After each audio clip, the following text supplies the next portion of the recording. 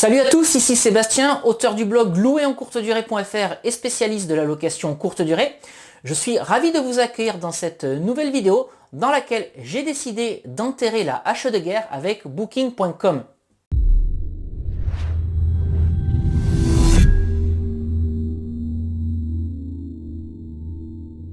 Alors il y a quelques semaines, j'avais publié une vidéo que j'avais appelée 5 trucs pénibles chez Booking.com parce que j'étais assez agacé par leur inertie, par leur mode de fonctionnement et j'avais mis en évidence 5 choses, 5 trucs qui sont contraignants lorsqu'on travaille avec Booking. Alors la première de ces choses, c'est les frais de ménage parce que lorsque vous appliquez des frais de ménage sur votre activité de location courte durée, ces frais de ménage n'apparaissent pas clairement au client. Ce qui fait que le client, il est généralement débité d'une somme supérieure à celle qu'il croit payer, ce qui occasionne un client mécontent et surtout des mauvais commentaires, donc ce qui nuit à votre activité. Ensuite, ce qui me gênait, le deuxième point sur la plateforme Booking, c'est que souvent les clients croient arriver à l'hôtel et ils n'ont pas pris conscience qu'ils avaient réservé un appartement de particulier. Alors tout simplement parce que moi je pars du principe que cette information elle n'est pas suffisamment mise en évidence aux clients, donc ça c'est une première chose, mais j'ai également un autre problème avec ces clients qui ne lisent pas correctement les annonces, qui croient arriver dans un établissement où il y a un service de réception, ou des clients en fait qui ne lisent pas quels sont les horaires d'entrée des lieux dans l'appartement. Donc ça c'était un second problème. Le troisième problème en fait de la plateforme Booking, c'est que lorsque la carte bancaire du client ne passe pas, le client il a un délai de 36 heures pour mettre à jour ses nouvelles coordonnées bancaires et dans 98% des cas, le client ne fait jamais ce changement de carte bancaire, ce qui fait que le calendrier il est bloqué pendant 36 heures, ce qui vous empêche ou ce qui nous empêche de relouer. Et comme finalement le calendrier est bloqué, pas possible de faire une autre réservation. Donc nous, on ne touche pas des loyers et Booking, de toute façon, comme on ne fait pas de location, ne touche pas non plus sa commission. Et j'avais également soulevé un autre problème, c'est le problème de la caution lorsque les loyers sont directement encaissés par Booking, parce que lorsqu'on est en paiement par Booking, c'est-à-dire lorsque Booking assure la transaction bancaire, Booking ne gère pas la caution. Donc il y a quelques jours, j'ai déjeuné avec Booking, je les ai rencontrés, donc on a pu débattre en fait sur l'ensemble de ces sujets. Et ce que je voulais vous faire, c'est un compte rendu de cet échange que j'ai trouvé plutôt constructif. Et c'est vraiment la raison pour laquelle j'ai dit en début de cette vidéo que j'avais décidé d'enterrer la hache de guerre avec Booking. Donc ce que je vais faire, c'est reprendre ces éléments les uns après les autres. Donc concernant les frais de ménage, ça reste quelque chose de problématique. Moi, sur tous mes appartements, je suis en paiement autonome. En tout cas, c'est ce que j'appelle moi le paiement autonome. C'est-à-dire que Booking me donne les coordonnées de la carte bancaire du client et ensuite à moi de me débrouiller avec ça. Donc l'exemple que j'avais donné, c'est que si j'ai un client qui réserve 2 nuits à 60 euros, j'ai 30 euros de frais de ménage, je vais l'encaisser 250 euros et le client, lui, pense payer 120 euros. Ça occasionne un client mécontent, j'ai des mauvais commentaires, etc. Donc, en ce qui concerne ce mode de fonctionnement, c'est peine perdue. Ça fait un nombre incalculable de fois que j'essaie d'en parler à Booking. L'information, elle est remontée et rien ne change. Mais ce qui me gêne en fait, c'est que les personnes qui sont en paiement par Booking, lorsque Booking est chargé de réaliser la transaction bancaire, le total qui va être prélevé est bien affiché au client. Donc pour reprendre mon exemple, en paiement par Booking, le client verra qu'il sera débité de 150 euros, alors qu'en paiement autonome, le client verra uniquement croira qu'il est débité de 120 euros. Donc là,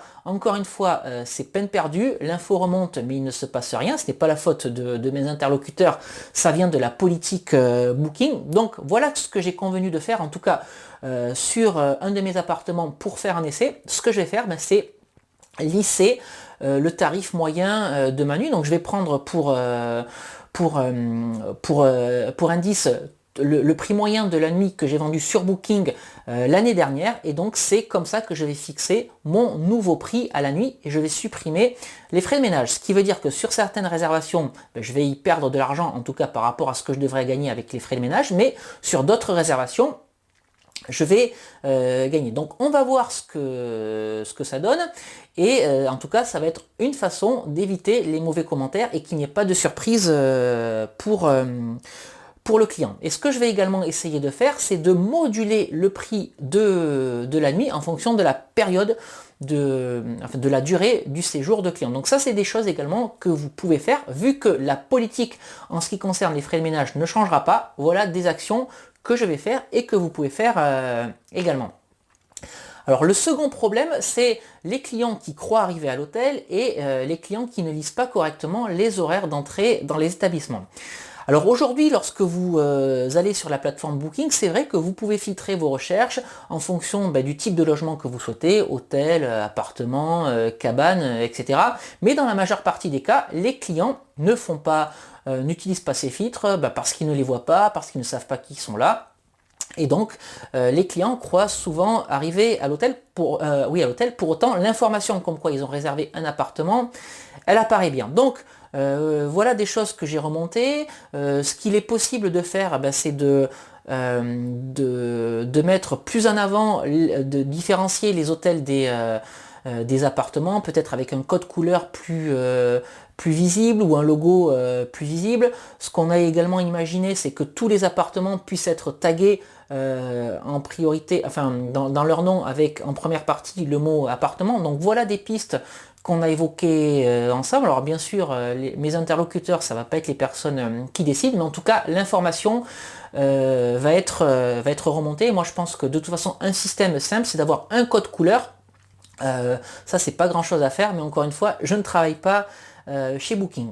Alors ensuite, concernant les horaires d'arrivée des lieux, là franchement Booking ne peut pas faire grand chose, c'est clairement indiqué sur la fiche établissement, comme sur les autres plateformes, Booking, Airbnb, Abritel. Là c'est le client qui doit s'éduquer tout seul, à lui de lire jusqu'à quelle heure il peut rentrer dans l'appartement et surtout à partir de quelle heure il peut rentrer.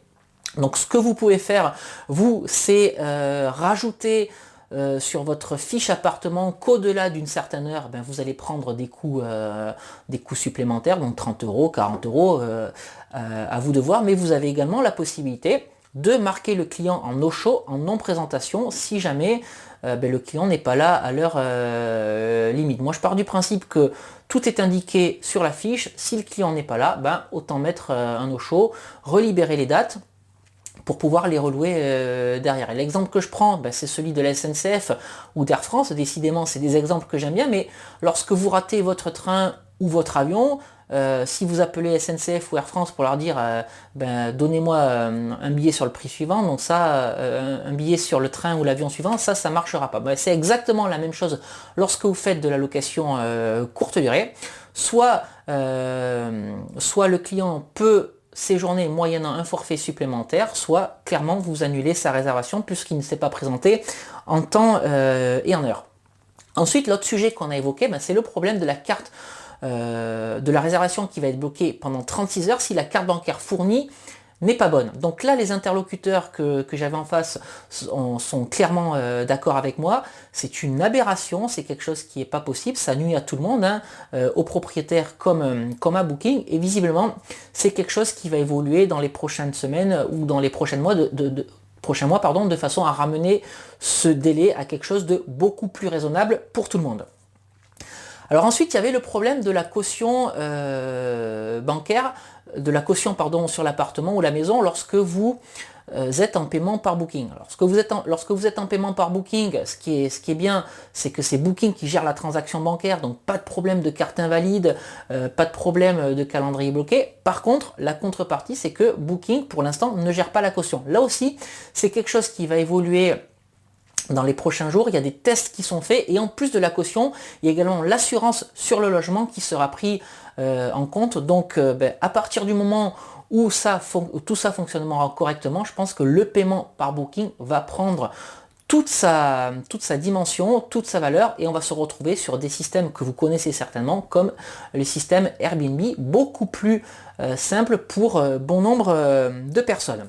Alors ensuite, il y a des petits plus qu'on a évoqués, notamment concernant la synchronisation des calendriers. Donc moi, j'utilise un channel manager pour synchroniser les calendriers entre les différentes plateformes. Il y a quand même pas mal de personnes qui sont encore en synchronisation ICAL, c'est-à-dire qu'ils exportent leur calendrier Airbnb, Abritel ou Google et qui importent ce calendrier ensuite sur toutes les plateformes avec lesquelles ils travaillent de façon à synchroniser les calendriers. Ça, c'est quelque chose qui est disponible sur la plateforme Booking si vous avez l'extranet Lite. Donc moi, j'ai pas l'extranet Lite, j'ai l'extranet un petit peu plus fourni, un petit peu plus complexe qui s'appelle l'Extranet Connect. Et donc sur l'Extranet Connect, c'est quelque chose également qui va arriver dans les prochaines, dans les prochaines semaines ou dans les prochains mois. Mais si d'ores et déjà vous avez cet Extranet Lite, vous pouvez synchroniser votre calendrier Airbnb à Britel avec le calendrier Booking. Donc ça, c'est une excellente nouvelle.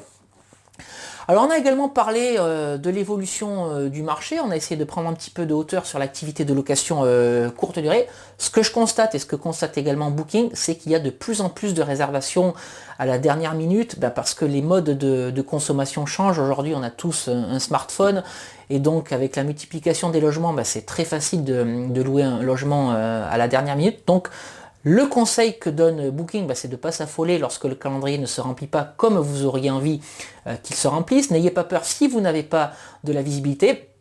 Et surtout, ne baissez pas les prix inutilement. Voilà, si vous voyez que vous n'avez pas 15 jours de visibilité sur votre calendrier, inutile de baisser les prix, ça va être contre-productif. Vous allez perdre du chiffre d'affaires, vous allez perdre du cash flow.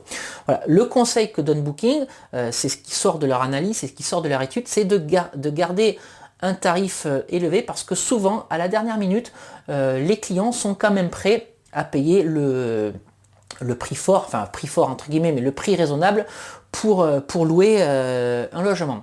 Alors il y a également, on a également évoqué les commentaires. Donc moi j'ai dit que certains clients sont mécontents et laissent un mauvais commentaire. Et là Booking m'a dit quelque chose, et c'est vraiment également quelque chose que je constate. C'est pas forcément les clients qui vont payer le plus cher qui vont laisser les plus mauvais commentaires, mais généralement les clients qui louent un logement low cost entre guillemets vont être beaucoup plus exigeants que la clientèle haut de gamme, ou en tout cas la clientèle qui est prête à payer plus cher. Donc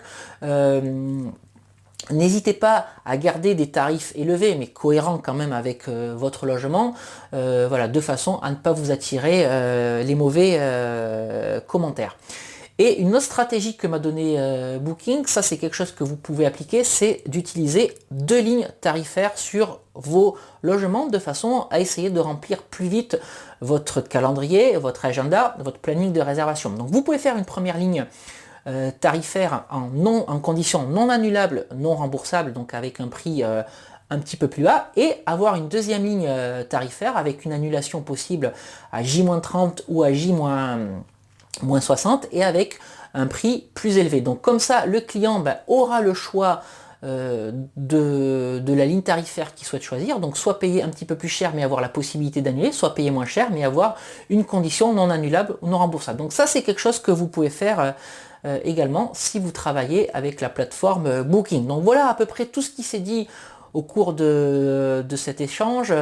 Bon, ça a été plutôt cordial. Moi, c'est des gens que j'aime bien rencontrer. La communication, elle n'est pas forcément toujours simple. Alors, pas lorsque je les rencontre en face à face, mais plutôt au travail, au quotidien. On a d'un côté des particuliers, voilà, qui n'ont pas de grosses structures, qui ont besoin de souplesse, de s'adapter rapidement. Et en face de ça, on a une multinationale avec des processus, avec des contraintes. Et voilà, c'est pour ça que la communication, elle n'est pas toujours facile. Pour autant, comme je l'ai dit dans la vidéo 5 trucs pénibles chez Booking.com, Booking reste quand même un partenaire incontournable lorsque vous souhaitez faire de la location courte durée. C'est un énorme canal de vente. Je pense qu'on aura quand même d'autres difficultés avec eux. Hein. C'est pas non plus tout n'est pas ouvert, mais ça reste voilà, un partenaire de choix qui vous amène énormément de réservations, qui vous amène énormément de trafic, et surtout qui, pour la plupart du temps, amène une clientèle un petit peu plus haut de gamme que celle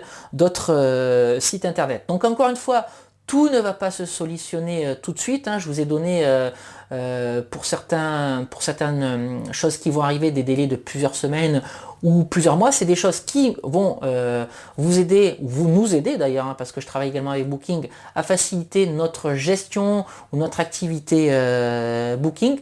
Mais voilà, il y aura, j'imagine, encore certains couacs. En tout cas, ce qui est important de noter, c'est que j'apprécie vraiment ce contact avec eux, parce que voilà, ils sont toujours à l'écoute de ce qu'on peut remonter. En tout cas, mes interlocuteurs, même si plus haut, c'est quelque chose qui est un petit peu plus compliqué. Et puis voilà, ce que j'apprécie également, c'est les conseils qu'on peut me donner pour améliorer mon activité, mon travail avec eux au quotidien, lorsqu'on se voit en face à face en one-to-one. Donc voilà pour le débrief de mon entretien avec Booking.com. Moi, je vais continuer à travailler avec eux, même si voilà, c'est de temps en temps en zigzag. Je vous encourage également à travailler avec Booking.com et puis à me faire remonter toutes les difficultés que vous pouvez rencontrer au quotidien avec eux, voire même appeler directement le service client pour leur expliquer tout ce qui ne va pas. Donc voilà pour le compte-rendu de cet entretien avec Booking.com. J'enterre la hache de guerre en espérant ne pas avoir besoin de la ressortir.